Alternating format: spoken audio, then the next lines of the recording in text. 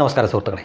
നമ്മുടെ ഇന്ത്യ മഹാരാജ്യത്ത് കോൺഗ്രസ് സർക്കാരുകളും പിന്നീട് BJP സർക്കാരുമൊക്കെ, കോൺഗ്രസ് സർക്കാരാണ് ഏറ്റവും കൂടുതൽ നിരോധിച്ചിട്ടുള്ളത്. BJP സർക്കാർ അതിനുശേഷമാണ് ഒന്നോ രണ്ടോ സംസ്ഥാനങ്ങൾ കൂടി നിരോധനം ഏർപ്പെടുത്തിയത്. പറഞ്ഞു വരുന്നത് മറ്റൊന്നുമല്ല, ഗോവധ നിരോധനമാണ്.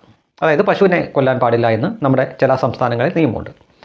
അത്തരം സംസ്ഥാനങ്ങളിൽ BJP ഭരണത്തിന് ശേഷം ആരെങ്കിലും പശു എന്ന് മിണ്ടിയാൽ തന്നെ ഇവിടെ കുറച്ച് കൂട്ടർ ചാടി ഇറങ്ങിയായി.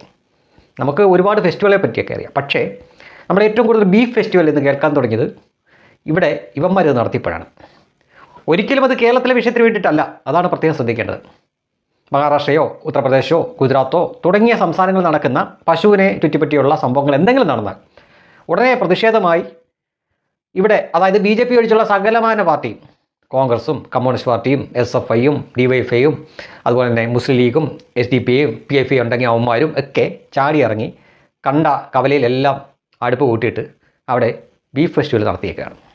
ഫ്രീ ആണ്. അതുകൊണ്ട് വരുന്നവർക്കും പോകുന്നവർക്കൊക്കെ കഴിക്കുകയും ചെയ്യാം. ഏതാനും ദിവസങ്ങൾക്ക് മുമ്പ് ഇവിടെ കൊട്ടിക്കൊഴിച്ച് സൗജന്യ യാത്ര നടത്തിയല്ലോ സ്ത്രീകൾക്ക് വേണ്ടിയിട്ട്. അതിൻ്റെ ഉദ്ഘാടന പരിപാടിയിൽ തലയിലൂടെ പായസം വീണ ഒരു മന്ത്രിയുണ്ട്, ബിന്ദു കൃഷ്ണ.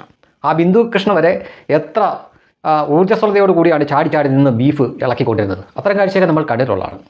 എന്നാൽ ഇനി മുതൽ ഒരറിയിപ്പ് ഉണ്ടാകുന്നതുവരെ കേരളത്തിൽ ബീഫ് ഫെസ്റ്റ് ഉണ്ടായിരിക്കുന്നതല്ല എന്ന് അവർ പറയാതെ പറഞ്ഞു വെച്ചിരിക്കുകയാണ്.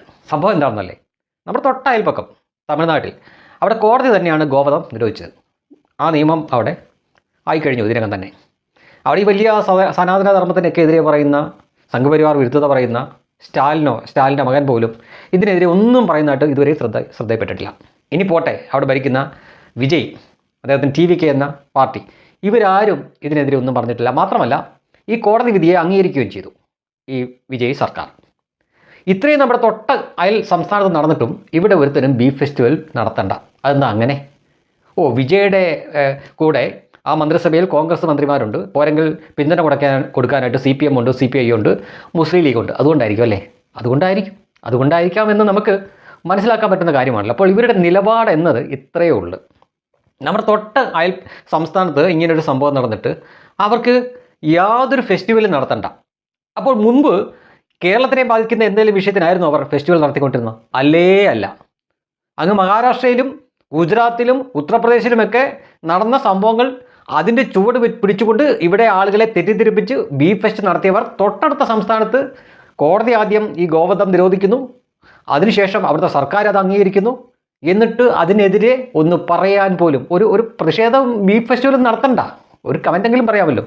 അപ്പോൾ ഇത്ര ഇരട്ടത്താപ്പന്മാരാണ് ഇവരെന്ന് മനസ്സിലാക്കുക. ഇതിനു മുമ്പ് ഒരുപാട് ബീഫ് ഫെസ്റ്റിവൽ അവർ നടത്തിയിട്ടുണ്ട്. അതെല്ലാം ഈ സമൂഹത്തിൽ കുത്തിത്തിരിപ്പുണ്ടാക്കാനും രാഷ്ട്രീയ മുതലെടുപ്പിനും വേണ്ടി മാത്രമായിരുന്നു, ഒട്ടും ആത്മാർത്ഥത ഇല്ലാത്തതായിരുന്നു എന്നതിന് വേറെ തെളിവിൻ്റെ ഒന്നും ആവശ്യമില്ലല്ലോ. ഇതൊരു വിഷയമാണെങ്കിൽ അടുത്തത് ഇന്നത്തെ പ്രസ്താവനയാണ്. വിജയ് തന്നെയാണ് പറഞ്ഞിരിക്കുന്നത്. മുല്ലപ്പെരിയാറിൽ പുതിയ അണക്കെട്ട് നിർമ്മിക്കാൻ അനുവദിക്കില്ല, കേരളത്തിന് അനുവദിക്കില്ല എന്നാണ് പറഞ്ഞിരിക്കുന്നത്. എന്തേ?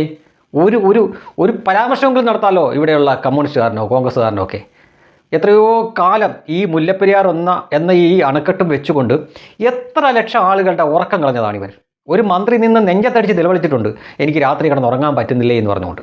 അത് ഒരു പതിറ്റാണ്ടിന് മുമ്പാണ്. അപ്പോൾ അന്നേ ഇത് ദുർബലമായിരുന്നെങ്കിൽ ഇന്ന് അതിലും കൂടുതൽ ദുർബലമായിരിക്കണമല്ലോ ഈ മുല്ലപ്പെരിയാർ എന്ന ഡാം. അപ്പോൾ അതിനെ സംബന്ധിച്ച് പുതിയ ഡാം പണിയണമെന്നത് കേരളത്തിൻ്റെ ഒരു ആവശ്യമാണ്. അത് പലപ്പോഴും ഇവിടുത്തെ സർക്കാർ തന്നെ പറഞ്ഞിട്ടുള്ളതാണ്. അപ്പോൾ അതിനെതിരെയാണ്, കേരളത്തിനെ കൊണ്ട് അവിടെ പുതിയ ഡാം പണിയാൻ സമ്മതിക്കില്ല എന്ന് തമിഴ്നാട് മുഖ്യമന്ത്രി വിജയ് പറഞ്ഞിട്ട് പോലും ഒരു സമവായ ചർച്ചയ്ക്ക് പോലും ശ്രമിക്കാത്ത ഒരു സർക്കാരിനെയും പ്രതിപക്ഷത്തിനെയാണ് നമുക്കിവിടെ കാണാൻ സാധിക്കുന്നത്. അപ്പോൾ ഇവരുടെ എല്ലാ തവണത്തെയും നിലപാടുകൾ, അവർ പറഞ്ഞിട്ടുള്ള കാര്യങ്ങൾ, അവരെടുക്കുന്ന തീരുമാനങ്ങളൊന്നും നമ്മൾ ജനത്തിന് വേണ്ടിയേ ആയിരുന്നില്ല. അവർക്ക് ചിലരോടുള്ള കണ്ണടച്ചുള്ള വിരോധം, പിന്നെ അവർക്ക് അതിൽ നിന്ന് എന്തെങ്കിലും രാഷ്ട്രീയ നേട്ടം കിട്ടുമോ, ഇതൊക്കെ മാത്രമായിരുന്നു അവരുടെ നിലപാടിന് പിന്നിൽ. ഇത്രയേറെ ഇരട്ടത്താപ്പന്മാരാണ് ഇവരെന്നത്. തൊട്ടടുത്ത് ഈ തമിഴ്നാട്ടിൽ ഇങ്ങനൊരു സംഭവം നടക്കുമ്പോൾ ഇതേ കാര്യങ്ങൾ മറ്റേതെങ്കിലും BJP ഭരിക്കുന്ന ഒരു സംസ്ഥാനത്തായിരുന്നെങ്കിൽ ആ കാര്യം പറഞ്ഞുകൊണ്ട് അവർ ഇവിടെ ബീഫ് ഫെസ്റ്റ് നടത്തിയേനെ. പക്ഷേ ഇതിന് അങ്ങനെ ഒരു സംഭവം നടന്നതായിട്ട് പോലും അവർ ഭാവിക്കുന്നില്ല. അതെല്ലാം പോട്ടെ, അവിടെ ഗോവധം നിരോധിച്ചത് കേരളത്തിനെ ബാധിക്കുന്നില്ല എന്ന് വെക്കാം, പോട്ടെ എന്ന് വെക്കാം. പക്ഷേ മുല്ലപ്പെരിയാറിൻ്റെ വിഷയത്തിൽ പോലും അവർക്കൊന്നും പറയാനില്ല. എങ്ങനെ പറയും അല്ലേ? മറ്റൊരു മുന്നണിയുടെ ഭാഗമായിട്ട് മത്സരിച്ച് ഏതാനും MLA മാരെ കിട്ടിക്കഴിഞ്ഞപ്പോൾ രാത്രി യാതൊരു ഒളുപ്പുമില്ലാതെ അവരോട് നന്ദികേട് കാണിച്ച് ഇപ്പുറത്തേക്ക് മറുകണ്ഠം ചാടി വിജയ്ക്ക് പിന്തുണയും കൊടുത്ത് വിജയ് കൊടുക്കുന്ന നക്കാപ്പിറ്റയും തിന്ന് അവിടെ ഇങ്ങനെ കഴിയുന്നവർക്ക് അതിനെ എതിർക്കാൻ പറ്റില്ലല്ലോ അല്ലേ? ഇത്രയേ ഉള്ളൂ ഇവിടുത്തെ കോൺഗ്രസും കമ്മ്യൂണിസ്റ്റും മുസ്ലിം ലീഗും ഒക്കെ. ഇത്രയേ ഉള്ളൂ.